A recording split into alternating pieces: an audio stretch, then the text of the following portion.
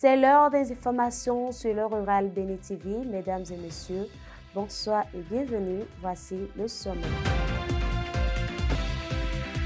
Hier, mardi 10 décembre, les producteurs de maïs et de palmiers à huile se sont réunis à l'ATDA 7 pour une séance de renforcement de capacité. Que faut-il retenir de cette séance? À suivre dans ce journal.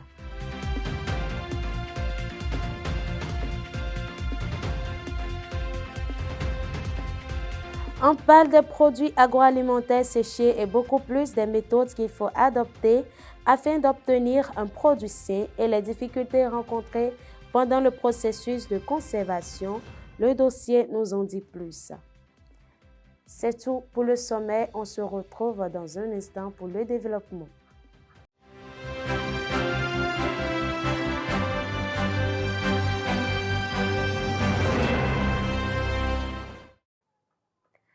D'après la météo, demain matin à Porto-Novo, la pluie sera au rendez-vous. La température sera de 25 degrés Celsius. La force du vent oscillera aux alentours des 6 km par heure, direction sud-sud-ouest.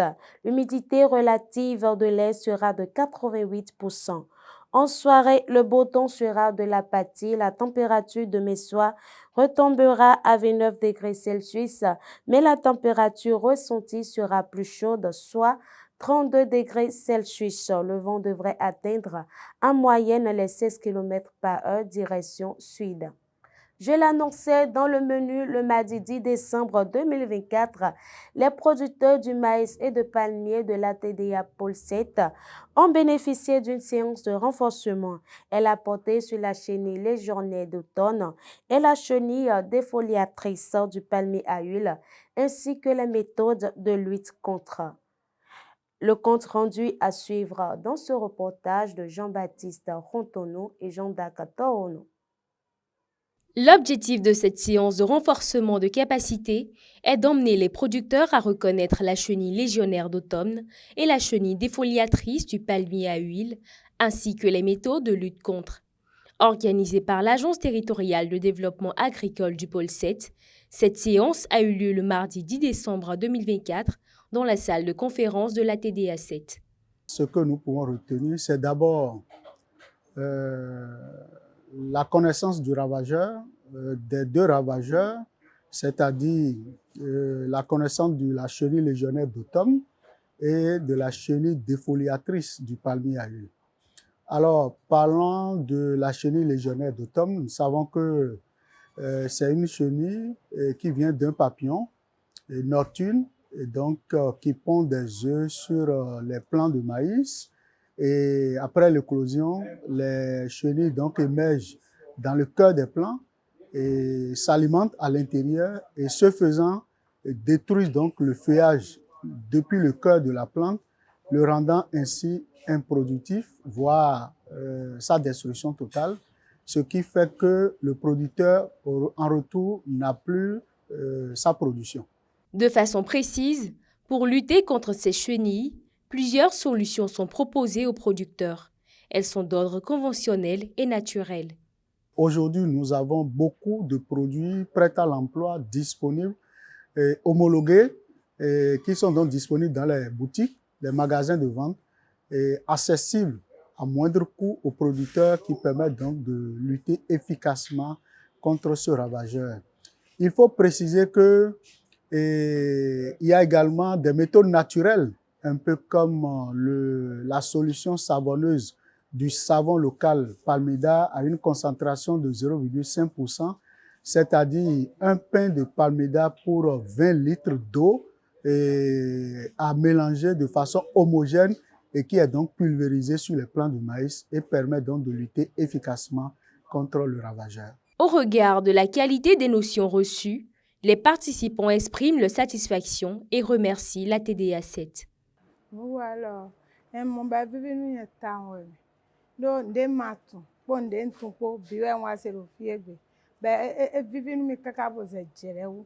Bon do bibi o ero ni yesi uno bolo gbomo, o mi na mo, nu je me gbomo. E na vivi nu mi.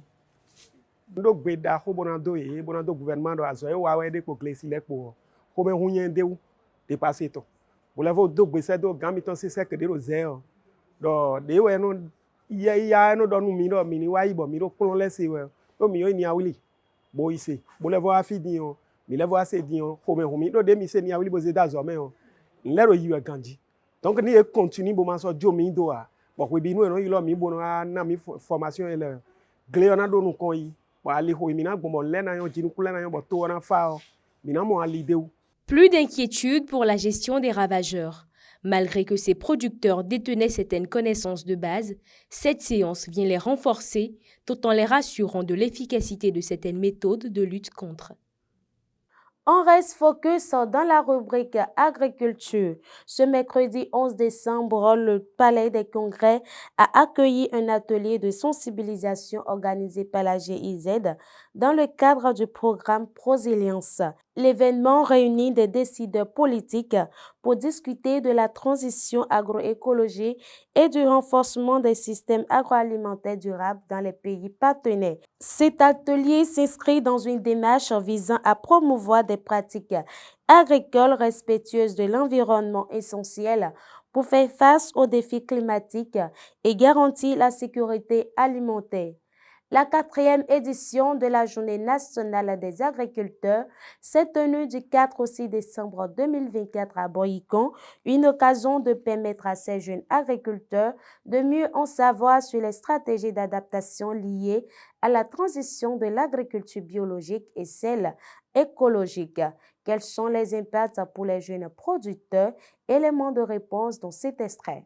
Quand on prend nos réformes du secteur agricole aujourd'hui, il y a plusieurs réformes qui sont mises en place. Notamment, il y a la stratégie nationale de l'agriculture écologique et biologique. Cette stratégie nationale qui a été initiée et validée depuis presque 2 ans et qui parle de la promotion de l'agriculture écologique et biologique. C'est un document clé, c'est un outil clé et nous devons vraiment remercier le gouvernement qui a fait un pas pour faire sortir cette stratégie qui est un guide d'orientation en matière de transition de l'agriculture écologique et biologique au Bénin. Et aujourd'hui, nous avons vraiment sensibilisé les jeunes pour pouvoir vraiment prendre l'agriculture écologique comme une opportunité. C'est une opportunité quand on parle de la transition agroécologique, c'est une opportunité que nous, jeunes, nous devons vraiment saisir pour pouvoir faire de notre agriculture une agriculture durable et résiliente dans le temps. Et il y a beaucoup de défis que nous devons relever en tant que jeunes. Quels sont ces défis? Nous devons vraiment avoir accès au financement.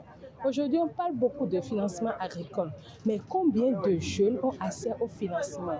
Pour avoir accès à ces financements, il y a souvent les garanties. Et quand on parle de garanties, il y a surtout l'aspect foncier. Mais combien de jeunes béninois aujourd'hui ont ces garanties, ont ces papiers pour pouvoir mettre vraiment en place pour obtenir des financements? À part cela aussi, il y a le défi lié à l'information. Les jeunes n'ont pas accès à l'information. Et nous, vraiment, nous voulons demander aux jeunes d'aller à la recherche de l'information. On le dit souvent, qui a l'information a le pouvoir. Donc, il faut vraiment aller vers l'information, surtout en matière de tout ce qui est fait aujourd'hui en transition agroécologique. Comme je l'ai dit tantôt, c'est une opportunité. Et quand tu es jeune et tu te positionnes sur un maillon de cette chaîne de valeur, tu vas beaucoup en bénéficier. Tu peux être un jeune start-up, par exemple, et te spécialiser uniquement dans la production des intrants naturels, la production des engrais, des biopesticides et des biopestifuges. Et tu peux en faire vraiment une activité phare dans la transition agroécologique. Et il y a un autre aspect important que nous devons parler, c'est l'accès au marché des produits agroécologiques. Aujourd'hui, nos consommateurs sont à la recherche de l'aliment sain, sont à la recherche des produits sains. Donc, en tant que jeune, il faut vraiment profiter de cette opportunité qui est la transition agroécologique et mettre en place un marché des produits agroécologiques. Et là, tu te retrouves peut-être en coopérative et tu produis des produits sains et tu mets à la disposition des consommateurs. Les consommateurs sont sensibilisés, sont informés et ils connaissent les avantages de pause que nous procure la consommation des produits sains. Le président de l'Association nationale des communes du Bénin, Luc Setonji Atropo, a tenu une rencontre le lundi 9 décembre 2024 au siège de l'ANCB avec le délégué général de l'Association internationale des maires francophones, Frédéric Vallier et son adjointe Ariane Adessi. Les échanges ont essentiellement porté sur la présentation de nouveaux projets dans les domaines de l'éducation et des changements climatiques pour lesquels l'ANCB a demandé le soutien de la IMF. À l'heure où les pertes post-récolte constituent un défi majeur pour les producteurs, le séchage des produits agroalimentaires s'impose comme une solution durable. Traditionnelle ou moderne, chaque procédé a ses spécificités et ses avantages. Dans ce reportage, nous vous emmenons à la découverte des différentes méthodes de séchage utilisées pour préserver la qualité et la valeur nutritionnelle des aliments. Suivez Opportune Arichemé et Jean-Daguerre Toronan.